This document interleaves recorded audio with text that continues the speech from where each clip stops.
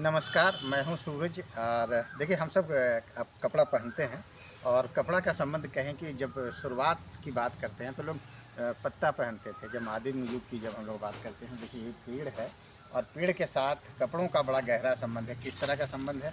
एक तो जानते हैं कि शुरुआत में हम लोग जब पत्ता ही पहनते थे तो और इन्हीं पेड़ों के साथ भी आज जो आप जो कपड़ा पहन रहे हैं उसका भी इन पेड़ों के साथ बड़ा गहरा संबंध है। जो सूत या धागा निकलता है वो इन पेड़ों से ही निकलता है। ये देखिए ये अर्जुन का पेड़ है और हम जहाँ यहाँ पर हैं अग्र परियोजना केंद्र में और करीब 300 से ज़्यादा पेड़ अर्जुन का लगा हुआ है, छोटे करता है। तो अब खुद मैं ज़्यादा बात न करके आज आपकी मुलाकात कराते हैं अग्र परियोजना केंद्र में बतौर कीट पालक सिंगापुरती जी हमारे साथ है।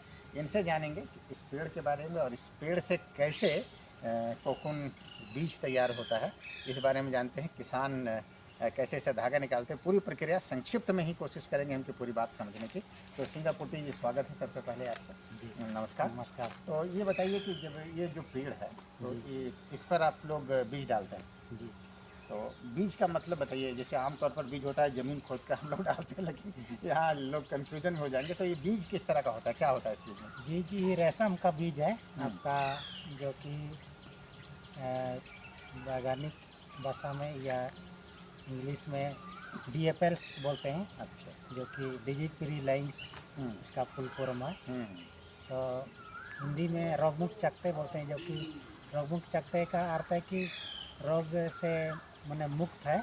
वहाँ पर जांच करके इसको दिया जाता है, जहाँ से हम लोग बीजागार जहाँ होता है वहाँ से लाते हैं वहाँ से। हाँ और इसमें जब अर्जुन थोड़ा और करीब आते हैं, जब हम समझाएंगे लोगों को भी, तो ये अर्जुन का जैसे पेड़ है, जी तो ये तो प्लांटेशन आप लोग का खुद का किया हुआ है। आमतौर पर तो बहुत बड़ा पेड़ होता है, जी लेकिन पालन के लिए ही, कीट पालन के लिए इस तरह के पेड़ तैयार किया गया है। जी। तो इसमें जब आप लोग बीज डालते हैं तो जो ये बीज डालने की से और कोकून तैयार होने की पूरी प्रक्रिया क्या होती है? बीज आपका जुलाई में आता है, तो जुलाई में ही डालते हैं। तो सबसे पहले बीज को टोकरी या डलिया में हम लोग उसको फैला देते हैं। उसमें जैसे कि तितली आपका जोड़ लगता है, जिस दिन से जोड़ लगता है उसके दिन से हिसाब करता है, या 8 से 9 दिन में वो आपका हैचिंग होता है। जो कि हैचिंग मतलब अंडा से कीड़ा निकलता है। अच्छा। उसको बोलते हैं हैचिंग।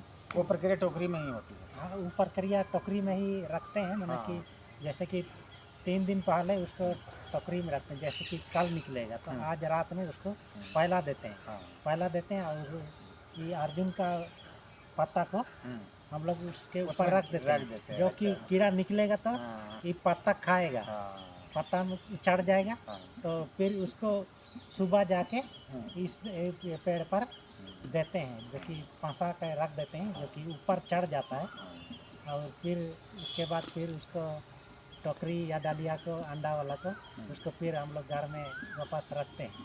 तो उसी तरह फिर टहनी तोड़ के फिर ऊपर रख देते हैं। जब कीड़ा चढ़ जाता है तो फिर शाम के टाइम भी उस तरह हम लोग चढ़ा देते हैं पेड़ पर। पेड़ पर। अच्छा, इस पेड़ पर जैसे ये टहनी है तो कैसे कहाँ चढ़ाते हैं इसको? इसको आपका इधर में फंसा देते हैं। अच्छा, इधर के मतलब एक पेड़ में कितना डालते होंगे? एक पेड़ में वैसे अनगिनत मैंने पतला फैलाते हैं। अच्छा। जितना पतला फैला देंगे एक पेड़ पर उतना ही अच्छा रहेगा। तो वो इसका सारा पत्ता खा जाता है? हाँ, सारा पत्ता खा जाता है।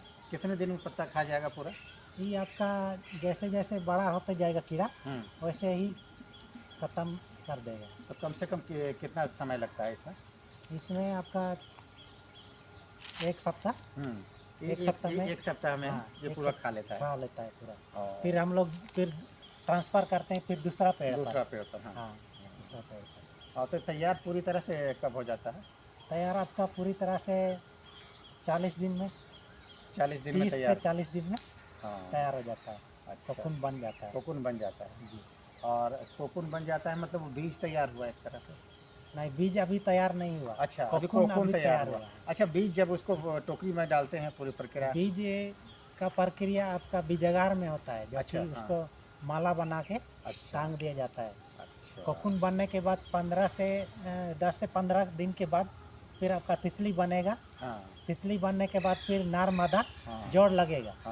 जड़ लगेगा तब वो अच्छा। अंडा हम्म, देगा, तब बीज का वो बीज बनेगा। तैयार होगा। बीज तब और बीज तैयार होगा। इसके बाद जैसे कि अब झारखंड में बात करें कि चाईबासा सरायकेला जो इलाका है, जी वहाँ ये तसर का जो सिल्क का जो कपड़ा है वो ज़्यादा बनता है। जी। तो वो तो इसी से वो धागा निकलता है, जिससे जो तसर का जो कपड़ा हम लोग पहनते हैं या हाँ, इस्तेमाल यही करते हैं, कोकून से निकलता है। इसी कोकून से इसी निकलता है। कोकून से निकलता है। हाँ। हाँ, हाँ। तो इस तरह का भी कितना पेड़ है आपके यहाँ? मेरे यहाँ 300 पेड़ हैं। हम्म, अच्छा 300 पेड़ 300 है। पेड़ हैं लगभग। चलिए, अब अच्छी जानकारी दी। सीधे आमतौर पर लोगों को ये बात समझ में नहीं आती है, लेकिन ये तसर यहाँ है हजारीबाग में। जी हाँ। और इसके अलावा जैसे बताए थे, और जो सिल्क है, जैसे मलबरी है, मूंगा है, जी। तो ये सब यहाँ नहीं होता है। वो सब मालवाड़ी दूसरा जगह में होता है, यहाँ नहीं होता है। झारखंड में होता है लेकिन बहुत कम जगह में होता है। अच्छा, एक अंतिम सवाल कि जैसे कोई निजी तौर पर भी जिस तरह से आप लोग प्लांट लगाए हैं यहाँ पर, तो कोई अपने बागान में या बगीचा में इस तरह का प्लांटेशन करके बीज का उत्पादन कर सकता है, कोकून का उत्पादन?